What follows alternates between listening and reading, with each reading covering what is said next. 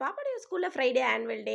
பாப்பா உங்களுடைய கிளாஸ்ல பெஸ்ட் ஸ்டூடண்ட் அப்படின்னு சொல்லிட்டு அவங்களுக்கு ஷீல்டும், மெடலும் குடுத்திருந்தாங்க. அன்னைக்கு பாப்பா ஸ்கூல்ல டான்ஸ் காம்படிஷனும் இருந்தது. பாப்பாவும் டான்ஸ் காம்படிஷன்ல ஜாயின் பண்ணியிருந்தாங்க. அதுக்காக ஹஸ்பண்ட் லீவ் போட்டுட்டு ஹஸ்பண்ட், நான், பாப்பா 3 பேருமே ஸ்கூலுக்கு போயிருந்தோம். பாப்பா ஸ்டேஜ் ஏறி இதை அவங்க கையால வாங்கும்போது பாப்பா சந்தோஷப்பட்டாங்களோ இல்லையோ, நானும் அவங்க டேடியும் ரொம்பவே சந்தோஷப்பட்டோம். ஸ்டேஜ் ஏறும்போது பாத்தீங்கன்னா எனக்கும் சரி ஹஸ்பண்டுக்கும் சரி கண்ணெல்லாமே கலங்கிடுச்சு. அப்பா வீட்டுக்கு வந்த உடனே அவங்க டேடி கழுத்துல போட்டு விட்டுட்டு ஷீல்டு அவங்க டேடி கிட்ட கொடுத்தாங்க. அவர் அவ்வளவு சந்தோஷமா இருந்து நான் பார்த்ததே இல்ல. அன்னைக்கு அவ்வளோ சந்தோஷமா இருந்தாரு.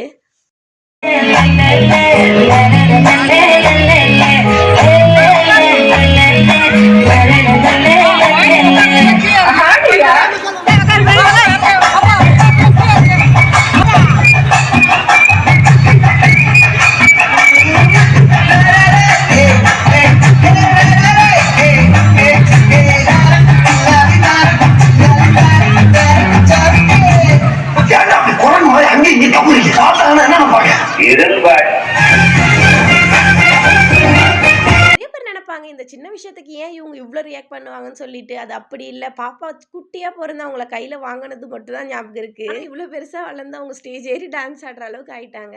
அப்ப நிறைய விஷயங்கள பண்ணும்போது நான் சந்தோஷமா இருக்கும்போது தான் நினைச்சேன், என் அப்பா அம்மாக்கு நான் இந்த விஷயங்கள் எல்லாம் தரவே இல்ல அப்படின்னு சொல்லிட்டு. அப்போ அது எனக்கு புரியல. நான் அம்மா ஆன பிறகு தான் அது எனக்கு புரிஞ்சிருக்கு.